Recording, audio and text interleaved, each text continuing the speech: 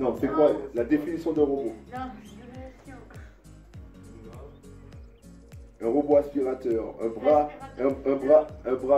motorisé, c'est quoi? Ça représente quoi? Ça commence par M. C'est une machine. Une machine. Elle est comment la machine? Elle est comment la machine? Pour faire quoi?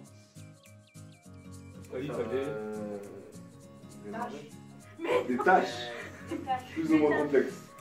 Donc, le robot, c'est une machine programmée pour faire des tâches plus ou moins complexes. Je pense qu'ils ont pu découvrir qu'ils étaient capables de faire autre chose aussi que du conditionnement. Et ils ont découvert quelque chose qu'ils n'avaient jamais fait à l'IME ou lors de leurs précédentes activités. Parce que jusque-là, c'est quand même réservé à certaines personnes et c'est pas forcément réservé aux personnes en situation de handicap. Donc je pense que pour certains, ils ont pu découvrir qu'eux aussi étaient capables de faire de la robotique. Donc en gros, là on va aborder les notions de puissance pour justement entraîner les roues de façon fortement ou bien modérément. Ok? Allez-y, je vous en prie. Alors, vous allez maintenant, vous allez tester. Vous avez fait l'inventaire ou pas? Oui, on l'a fait. Voilà. Maintenant, vous allez tester votre moteur à courant continu en faisant varier la puissance. C'est une activité qui est très ludique et très simple, que ce soit pour les travailleurs qui ont des difficultés de compréhension ou même manuelles, ils y arrivent très facilement et même dans les explications. Les explications sont très simples, le livret est simple aussi, très bien dessiné, enfin tout est logique. La logique du système est super bien fait. Si la valeur du bouton A0 est à 0, c'est-à-dire que c'est à 180 degrés. Mon cerveau moteur va passer de 90 degrés à 170 degrés. 170 degrés, d'accord. Ok? Donc là, on va passer. Maintenant, exécuter. À droite ou à gauche?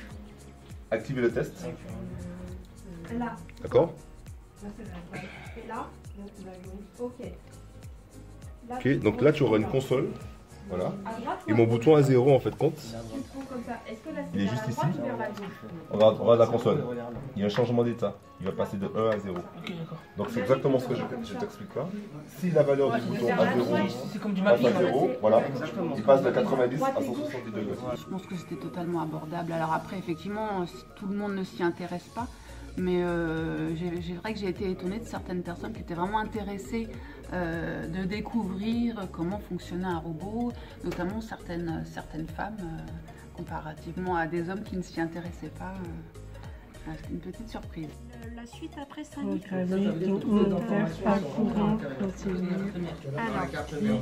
sur le menu exécuter.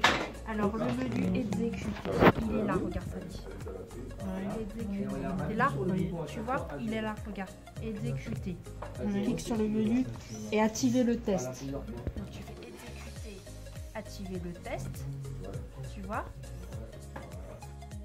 Non, généralement, ils ne communiquent pas entre eux. Ça prouve que ça crée une émulation et ça crée une envie. Je pense que l'envie, elle est déclenchée par cette simplicité.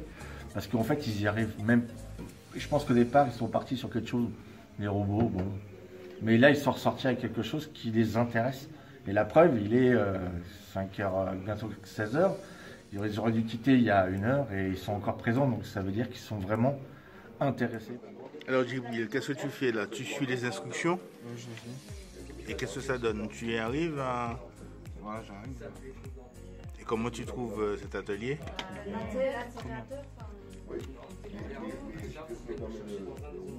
bien sûr. Bah oui, ceux qui étaient intéressés, voilà. Après, il y en a 2-3 qui étaient vraiment intéressés et qui m'ont reparlé, qui étaient vraiment contents.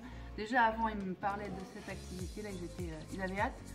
Et donc après, oui, ils ont dit que c'était super et qu'ils étaient contents. Et même, voilà, c'est une femme notamment qui m'en a parlé, qui m'a dit que son petit frère avait fait de la robotique au collège et donc elle était très fière également de faire de la robotique à son tour. Et oui, ils ont hâte de pouvoir réitérer l'expérience.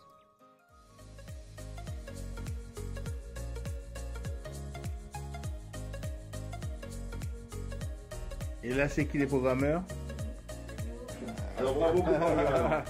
Bravo.